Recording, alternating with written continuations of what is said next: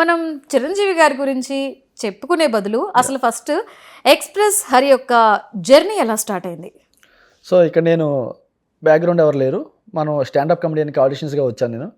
So stand up కమెడియన్కి auditions మన అన్నపూర్ణలో జరిగాయి. So అప్పటికి 2000 మంది వచ్చారు, అందులో ఒక 10 మెంబర్స్ సెలెక్ట్ చేస్తే అందులో నేను ఒకరిని సెలెక్ట్ అయ్యా. సో అక్కడ నుంచి ఒక స్టాండప్ కమెడియన్గా ఒక షోలో ఛాన్స్ ఇచ్చారు.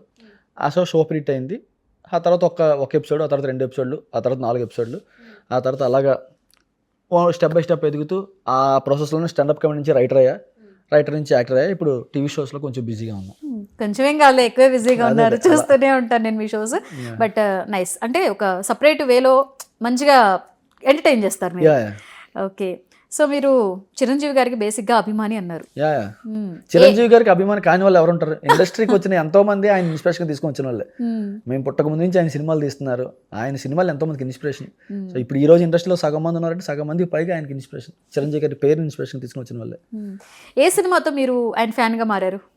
బేసిక్గా నాకు అంటే మాకు తెలిసినప్పుడు మేము ఇందిరా, ఠాగూర్ ఆ సినిమాలు చూసేవాళ్ళం. ఠాగూర్ సినిమా అయితే నాకు తెలిసి మేము ఒక 27 సార్లు 30 సార్లు చూసుంటాం. ఎందుకంటే అసలు ఆ సినిమాలో ఆయన వస్తున్నప్పుడు బీజిఎం కానీ, ఆయన క్లైమాక్స్లో మొత్తం అవినీతి గురించి డైలాగులు చెప్పడం, లంచం ఆ డైలాగులు చెప్పడం కానీ, ఠాగూర్లో అసలు ఆ లంచం డైలాగులు చెప్తారు కదా లాస్ట్లో, అసలు గూస్ బంప్స్. అసలు నా అప్పటి నుంచే చిరంజీవి గారు అంటే బాగా ఇష్టం మాకు. అసలు మీకు నచ్చింది కదా డైలాగ్ బాగా? అప్పుడు చాలా ఇష్టం నాకు ఆ డైలాగ్. ఏదొకసారి డైలాగ్ చెప్పండి. అగ్గిపెట్టి నుంచి రైలు పెట్టే వరకు లంచం నడుస్తుంటే ఇక సామాన్య మానవుడు ఎక్కడ బతకాలి సార్ అంటారు ఆయన. అది చాలా పెద్ద డైలాగ్, అసలు గొక్క తిప్పుకోకుండా చెప్పేస్తారు డైలాగ్, మామూలు కాదు. అందుకంటే 2G 3G 5G ఇలా ఎన్ని జీలు మారినా చిరంజీవి అనే పదాన్ని మనం ఎప్పటికీ మర్చిపోలేదు. సూపర్. సో అందుకే ఆ డైలాగ్ డెలివరీ, ఆ డాన్స్ అలాగ ఉంటాయి కాబట్టి ఆ జనరేషన్ నుంచి ఈ జనరేషన్ వరకు మెగాస్టార్ అనేది చెక్కు చెదరకుండా ఉన్న పేరు అది. బేసిక్ గా ఆయనకి ఫస్ట్ మెగాస్టార్ ఫ్యాన్ అంటే ఆయన డాన్స్, అవునవును, తర్వాత ఆయన ఒక డిఫరెంట్ స్టైల్, ఒక ట్రెండ్ ని సెట్ చేశారు ఆయన. అవును. సో బేసిక్ గా మీరు ఆయన స్క్రీన్ లో చూసినప్పుడు దేనికి ఎక్కువ అట్రాక్ట్ అవుతారు? ఆయన డాన్స్ కా, డైలాగ్ డెలివరీకా, కామెడీకా? బేసిక్గా అసలు ఒక యాక్టర్లో ఎన్ని కోణాలు ఉండాలో అన్ని కోణాలు ఆయనలో ఉన్నాయి. ప్రతిదీ అందరికి ఇష్టం. అసలు డ్యాన్స్ నుంచి డైలాగ్ డెలివరీ, కామెడీ, అంటే ఒక హీరో ఇన్ని చేయగలడా? అసలు అన్నీ చేస్తారు ఆయన.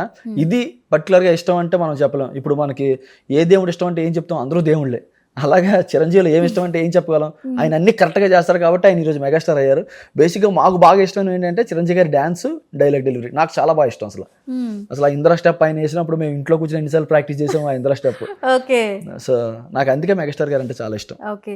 మనకి నార్మల్గా ఏంటంటే ఇప్పుడు అంటే టికెట్లు ఇవన్నీ ఈజీ, టికెట్ బుక్ చేసుకోవడం వెళ్ళడం అనేది ఇప్పుడు ఇంత పెద్ద హంగామా లేదు. ఫస్ట్ డే సినిమా చూడాలి అంటే ఉంటది, బట్ అంత కాదు. ఇదివరకు ఒకప్పుడు సినిమా చూడాలంటే లైన్ లో నుంచోవాలి, చొక్కాలు చింపుకోవాలి, కింద మీద పడాలి. అసలు క్యాలెండర్లో మనకి ఎన్ని పండుగలు ఉంటాయో తెలుస్తాయి. ఈ రోజు దసరా వస్తుంది, ఈ రోజు దీపావళి వస్తుంది, ఈ రోజు క్రిస్మస్ వస్తుంది, ఈ రోజు సంక్రాంతి వస్తుంది. కానీ క్యాలెండర్లో కనబడని పండుగ ఏదైనా ఉందంటే చిరంజీవి గారి సినిమా. ఓకే. అసలు ఆ థియేటర్ దగ్గర ఏమైనా పండుగ వైపు వచ్చిందంటే చిరంజీవి గారి సినిమా రిలీజ్ అయిందని అడిగేవాళ్ళు.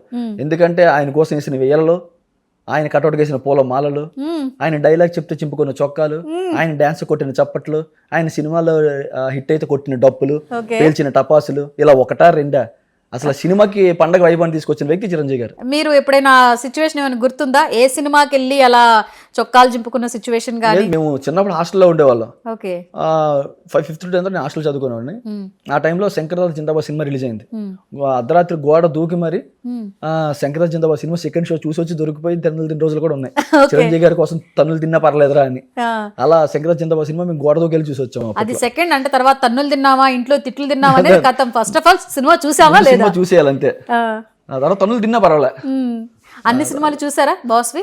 బాస్ అన్ని అంటే ఎప్పటి నుంచో, అంటే మనం పుట్టక ముందు నుంచి ఆయన తీస్తూనే ఉన్నారు. ఇన్ని సినిమాల్లో మ్యాక్స్ ఏంటంటే మన ఫాదర్ ఆ టైంలో, మన ముందు జనరేషన్ వాళ్ళు ఏంటంటే అప్పుడు వాళ్ళ స్టార్టింగ్ అప్పుడు కాబట్టి వాళ్ళు అన్ని చూస్తూ వచ్చారు. మీ జనరేషన్ వచ్చేసరికి ఒక సర్టన్ పీరియడ్ అప్పటికి మారింది. మీరు ఓవరాల్ గా అన్ని కవర్ చేశారు మూవీస్? నేను అంటే మనం పుట్టక ముందు కొన్ని సినిమాలు మేము చూడలేదు, కానీ అసలు నేను పుట్టిన తర్వాత వచ్చిన సినిమాలు అన్ని మాత్రం అసలు బీభత్సంగా చూసేసాం మేము. ఏది వదల్లా మ్యాక్సిమం అన్ని చూసేసాం. అందుకే అసలు ఆయన సినిమాలు అన్ని అసలు ఐకానిక్ సినిమాలు అన్ని మనం అంత ఈజీగా మర్చిపోలేం కదా. కలిసారా బాస్ని? బాస్ని కలవాలని చాలా ట్రై చేశా, కొంచెం అవ్వలేదు. ఎందుకంటే బాస్ ఆకాశంలో అంటాడు, చూడడానికి కనబడతాడు కానీ అందుకోవడం కొంచెం కష్టం కదా. కలవచ్చు, అదే చూడాలి. బేసిక్ గా ఏంటంటే ఆయనకున్న అభిమానులు లక్షల్లో, అంతమంది అభిమానులు,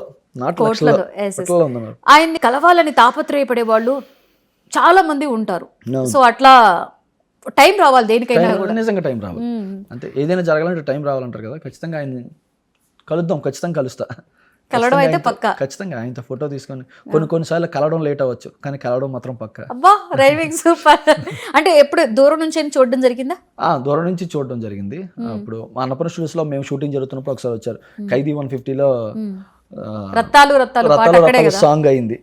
ఎగ్జాక్ట్లీ అవును. ఆ సాంగ్ జరిగినప్పుడు శేఖర్ మాస్టర్ అనుకుంటే కొరియోగ్రాఫర్. అవునవును, శేఖర్ మాస్టర్. సో మాస్టర్ అప్పుడు మాకు కామెడీ స్టార్ జడ్జిగా చేసేవాళ్ళు అనమాట. ఓకే. ఆయన ఆ సాంగ్ షూట్ చేస్తున్నప్పుడు మాస్టర్ ఎవరు వచ్చారని అంటే చిరంజీవి గారు వచ్చారన్న.